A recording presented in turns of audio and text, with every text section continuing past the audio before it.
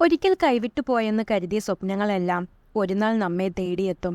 അത്രമേൽ ആഗ്രഹിക്കുന്നുവെങ്കിൽ, അത്രമേൽ പരിശ്രമിക്കുമെങ്കിൽ നല്ല ചിന്തയിൽ ഉണരുക, ഹൃദയത്തിൽ ആരോടും വെറുപ്പ് തോന്നാതെ പെരുമാറുക, ഒരു ചെറു പുഞ്ചിരിയോടെ സങ്കടങ്ങളെ നേരിടുക, തോറ്റുപോവില്ല എന്ന ഉറച്ച വിശ്വാസത്തിൽ മുന്നോട്ടു പോവുക, മറ്റുള്ളവരെ സഹായിക്കുക, അതിന് കഴിയുന്നില്ലെങ്കിൽ ഉപദ്രവിക്കാതിരിക്കുക, എന്തെങ്കിലും ചെയ്യാൻ യോഗ്യമാണെങ്കിൽ അത് പൂർണ്ണ ഹൃദയത്തോടെ ചെയ്യുക.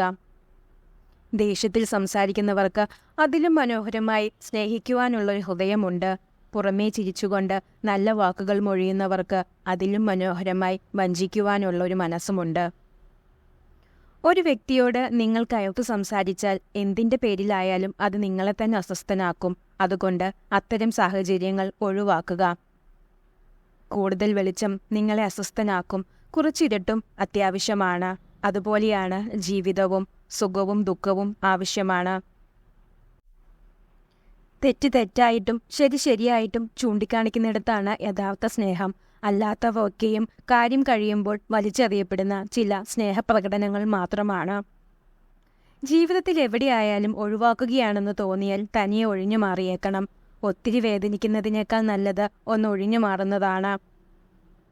ആരെയും അമിതമായി വിശ്വസിക്കരുത്. കാരണം വെളിച്ചമുണ്ടാകുന്നതുവരെ മാത്രമേ സ്വന്തം നിഴൽ പോലും നമുക്കൊപ്പമുണ്ടാകൂ. 1000 തിരി ഒരുമിച്ച് തെളിയിച്ചാലും ആഗ്രഹിച്ചത് തെളിഞ്ഞില്ലെങ്കിൽ അതൊരിരുട്ട് തന്നെയാണ്, മനസ്സിലും ജീവിതത്തിലും. ആദ്യമായി നമ്മൾ തിരിച്ചറിയേണ്ടത് സ്വന്തം ദൗർബല്യങ്ങളെയാണ്. എങ്കിലേ നമുക്ക് നമ്മുടെ പരിമിതികളെ മറികടക്കാൻ കഴിയൂ.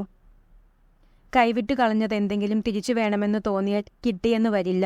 കാരണം കാലത്തിന് മനുഷ്യരെക്കാൾ വാശിയാണ്. വിശ്വസിച്ചവരെ പറ്റിച്ചു എന്നോർത്ത് സന്തോഷിക്കുമ്പോൾ, അഭിമാനം കൊള്ളുമ്പോൾ ഒന്നോർക്കുക, അവിടെ തകർന്നത് സ്വന്തം വ്യക്തിത്വമാണ്. അവരുടെ മനസ്സിലെ നിങ്ങളുടെ സ്ഥാനമാണ്. ഒരു സ്ത്രീ നിങ്ങളെ അവഗണിക്കുന്നതിൻ്റെ പ്രധാന കാരണം അവർക്ക് നിങ്ങളോട് സഹകരിക്കാൻ താല്പര്യമില്ലാത്തതുകൊണ്ടോ മനഃപൂർവ്വം പിണക്കം ഭാവിക്കുന്നതുകൊണ്ടോ ആണ്. നമ്മുടെ സമയം, നമ്മുടെ സ്നേഹം, നമ്മുടെ സൗഹൃദം, അങ്ങനെ എല്ലാം നമ്മളെ അറിയുന്നവർക്ക് കൊടുക്കുക. അല്ലാത്തവർക്ക് നമ്മൾ വെറും നേരമ്പോക്ക് മാത്രമാണ്. നമ്മളെക്കാൾ പ്രിയപ്പെട്ടതായി അവർക്ക് മറ്റു പലരും ഉണ്ടാകുമ്പോൾ അവരുടെ മനസ്സിൻ്റെ ആഴങ്ങളിൽ നമുക്കുള്ള സ്ഥാനം വെറും പേരിന് മാത്രമായിരിക്കും. സാഹചര്യം അത് മനസ്സിലാക്കി തരും. വ്യക്തികൾക്കോ സാഹചര്യങ്ങൾക്കോ സ്വയം നമ്മുടെ സ്വസ്ഥതയെ നശിപ്പിക്കാനാവില്ല. മറിച്ച് അവയെക്കുറിച്ചുള്ള നമ്മുടെ മനോഭാവങ്ങളും പ്രതികരണങ്ങളുമാണ് നമ്മെ അസ്വസ്ഥമാക്കുന്നതും സ്വസ്ഥമാക്കുന്നതും.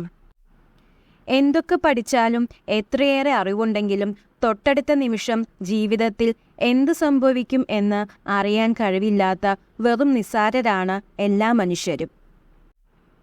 ഉറ്റവരുടെ നിറഞ്ഞ മിഴികൾ കാണുമ്പോൾ, വാടിയ മുഖം കാണുമ്പോൾ ചോദിക്കണം, എന്താ നിനക്ക് പറ്റിയതെന്ന്.